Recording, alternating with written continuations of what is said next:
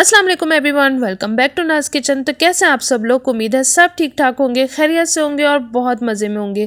आज मैं आपके साथ बहुत ही मज़ेदार से मटर पुलाव की रेसिपी शेयर करूंगी। आजकल सीज़न में है मटर, तो आप लोग ज़रूर बनाइएगा इस रेसिपी को, इंशाल्लाह आपको मज़ा आ जाएगा। मटर पुलाव तो आपने काफ़ी दफ़ा खाया होगा, लेकिन ये जो मैं आज चटनी आपको बताने वाली हूँ इस मटर पुलाव के साथ, उसके साथ आपने बना लिया ना तो आप दीवाने हो जाएंगे इस चटनी के। इतनी ज़बरदस्त बनती है। ये देखिए कुछ इस तरह की होती है। ये चटनी आपने मेरे ख्याल से कभी नहीं खाई होगी। अगर आपने मटर पुलाव के साथ ये चटनी नहीं बनाई तो एक दफ़ा ज़रूर बनाइएगा, इंशाल्लाह बहुत ही पसंद आएगी आपको। और इसमें मैं आपको परफेक्ट मेजरमेंट बताऊंगी कि पानी आपने कितना रखना है, तो आपके चावल बिल्कुल खिले खिले बनेंगे और बिल्कुल भी जुड़ेंगे नहीं। तो रेसिपी को फुल वॉच कीजिएगा और लास्ट तक ज़रूर देखिएगा। तो चलिए रेसिपी को स्टार्ट करते हैं। यहाँ मैंने कढ़ाई में हाफ़ कप ऑयल डाल दिया है और इसको हम गरम कर लेंगे।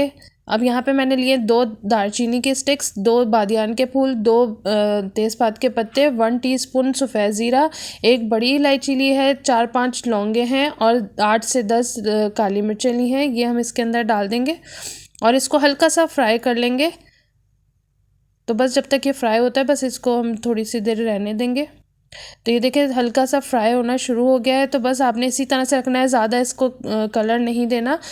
अब यहाँ मैंने प्याज ली थी एक दरमियाने साइज़ की, इसको मैंने बारीक स्लाइस कर लिया है। ये हम इसके अंदर डाल देंगे और आपने इसको बिल्कुल भी कलर नहीं देना, बस हल्का सा सॉफ्ट सा करना है, हल्का पिंक सा हो, बस इस तरह से रखना है इसका। अगर आपने कलर दे दिया तो आपके जो चावल मटर पुलाव बनेगा वो बिल्कुल ऐसे बनेंगे ब्राउन ब्राउन से। तो इसलिए आपने बिल्कुल भी इसको कलर नहीं देना।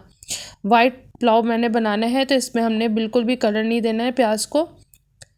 तो ये देखिए हल्का सा इस तरह से प्याज सॉफ्ट सी हो जाए तो बस इसके अंदर अदरक लहसुन का पेस्ट ऐड कर देंगे। तो मैंने 1.5 टेबल स्पून इसमें ऐड किया है और इसको हल्का सा फ्राई कर लेंगे। तो बस अच्छी सी खुशबू आने लगे, बस इतना सा फ्राई करना है हमने। तो ये देखिए यहाँ पे ये हो गया है। अब इसके अंदर मैं मटर ऐड कर रही हूँ।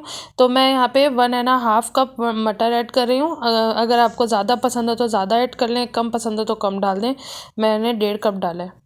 ये सिंपल फ्रोज़न मटर है, तो आजकल सीज़न में है तो आप भी इस तरह से लेके और फ्रीज़ कर लें और जब भी आपका दिल चाहे तो निकालें। और जब सीज़न में ना हो मटर तो आप बना सकते हैं मटर के चावल, जब भी आपको दिल चाहे मटर पुलाव बनाएं। अब यहाँ पे 2 टीस्पून नमक ऐड कर रही हूँ, आप अपने टेस्ट के अकॉर्डिंग डालिएगा। और यहाँ पे कुटा हुआ धनिया ऐड कर रही हूँ 1.5 टीस्पून, और ये डाल के अच्छी तरह से इसको मिक्स कर लेंगे। इससे बहुत अच्छी खुशबू आती है, जैसे यखनी पुलाव वगैरह बनता है ना उस तरह की खुशबू आएगी। और इसमें 1 टीस्पून सौंफ ऐड कर रही हूँ, ये भी दरदरी सी कुटी हुई है, बिल्कुल पाउडर नहीं है। तो ये डालिएगा, इससे बहुत अच्छी यखनी की खुशबू आएगी। तो इस तरह से आप इसको मिक्स कर लें। अब इसमें मैं पानी ऐड कर रही हूँ, 1 गिलास से थोड़ा कम मैंने लिया है, और ये डाल के इसको अच्छी तरह से साइडों से मिक्स कर लेंगे। और बस इसको कवर कर दूँगी तकरीबन 10 से 12 मिनट के लिए, तो मटर गल जाएंगे, उसके बाद मैं आपसे मिलती हूँ। तो यहाँ देखिए 10 मिनट हो गए हैं और मटर हमारे बहुत अच्छी तरह से गल चुके हैं। मैंने इसको चेक कर लिया। तो ये देखें। तो अब इसमें मैं टमाटर ऐड करूँगी। एक बड़े साइज़ का टमाटर था, इसको मैंने मोटा मोटा सा कट कर लिया था, बिल्कुल बारीक चॉप नहीं करना आपने इसको। तो ये मोटे मोटे जब नज़र आएंगे तो अच्छे लगते हैं और खाने में भी अच्छे लगते हैं। अब यहाँ पे मैंने हरी मिर्चें डाली हैं, ये मैंने इसमें कूट के डाली थी। और 5 हरी मिर्चें ली थी, ये तेज़ वाली हरी मिर्चें थी। कम या ज़्यादा जिस तरह से आपको मिर्चें पसंद हो बस आप उस हिसाब से ऐड कर लिएगा, क्योंकि इसमें हम पिसी हुई मिर्चें वगैरह ऐड नहीं कर रहे। तो अपने हिसाब से जितना आपको मिर्चें पसंद हो उस हिसाब से डाल लिएगा। और पेस्ट बना के भी आप डाल सकते हैं मिर्चों को, मैंने कूट के डाला है। और इसमें 3 टेबल स्पून मैंने दही डाला है और इसको अच्छी तरह से मिक्स कर लेंगे। तो बस अब दही का जो पानी है ये भी अच्छी तरह से खुश्क कर लेंगे। और टमाटर को आपने बहुत ज़्यादा सॉफ्ट नहीं करना, बस हल्का सा इस तरह से मोटे मोटे नज़र आने चाहिए। और मैंने इसमें पानी ऐड कर दिया है। तो मैंने 2.5 कप चावल लिए थे, तो 2.5 कप के हिसाब से आपने पानी डबल लेना है, तो 5 कप पानी लेना है। और जिस कप से आप चावल नापें उसी कप से आपने पानी लेना है। और अगर ज़्यादा देर आप चावल भिगो दें तो उसमें से जब आप 1 कप पानी कम कर लें तो यानी 4 कप पानी आप फिर इसमें ऐड कर दिएगा। 1 कप पानी आप कम कर लिएगा, वरना चावल आपके नरम हो जाएंगे। तो अगर ज़्यादा देर भीगे हों तो 1 कप पानी आप कम कर लिएगा। तो ये सारा पानी मैंने फेंक दिया था और मैंने आधे घंटे के लिए चावल भिगोए थे। तो मैंने पानी जितना क्वांटिटी में जाता है मैंने उसी तरह से रखा था, ज़्यादा देर चावल नहीं भिगोए थे। तो मैंने 5 कप पानी इसमें ऐड किया है। बस अब इसको बहुत ज़्यादा चम्मच नहीं चलाएंगे। और देखिए मैं स्पैचुला का इस्तेमाल कर रही हूँ, इसमें आप चम्मच का इस्तेमाल ना करें वरना चावल उससे भी टूट जाते हैं। तो बस ये देखें हल्का सा जब पानी इसका ड्राई हो गया तब मैंने एक दफ़ा इसमें चम्मच चलाया, बहुत ज़्यादा इसमें चम्मच आपने नहीं चलाना।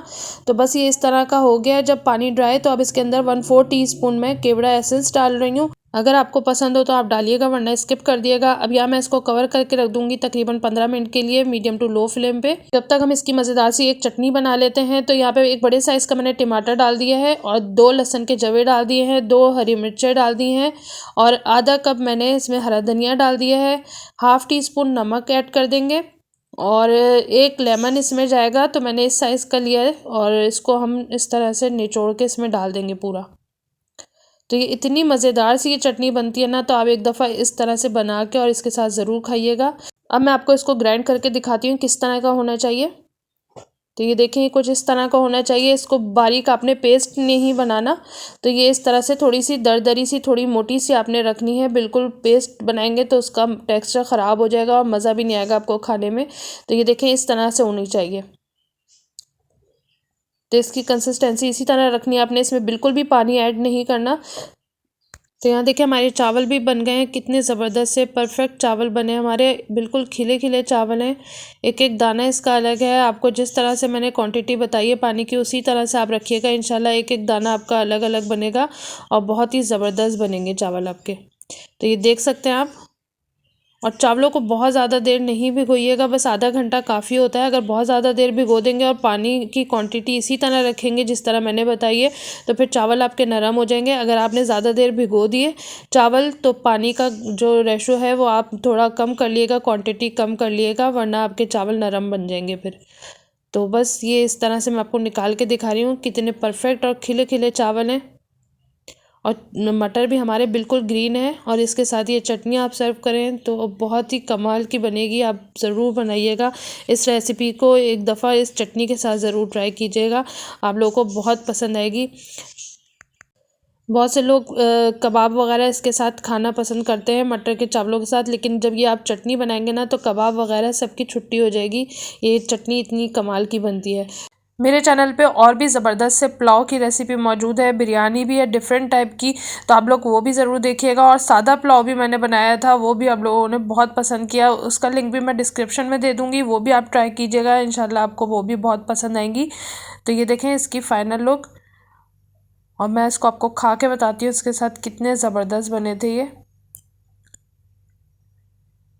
चावल का दाना आप देख सकते हैं बिल्कुल परफेक्ट है, खिला खिला है। तो आप लोग रेसिपी को फुल वॉच करें और इसी तरह से रेसिपी को फॉलो करके बनाएं, इंशाल्लाह आपके चावल बिल्कुल परफेक्ट बनेंगे। तो रेसिपी पसंद आए तो थम्स अप करना बिल्कुल नहीं भूलिएगा और चैनल पर नए हैं तो सब्सक्राइब ज़रूर कर दीजिएगा। फैमिली और फ्रेंड्स में शेयर भी ज़रूर कीजिएगा। मुझे अपनी दुआ में याद रखिएगा, अपना ढेर सारा ख्याल रखिएगा। मिलूँगी एक नई और ज़बरदस्त रेसिपी के साथ। Thanks for watching. अल्लाह हाफिज़।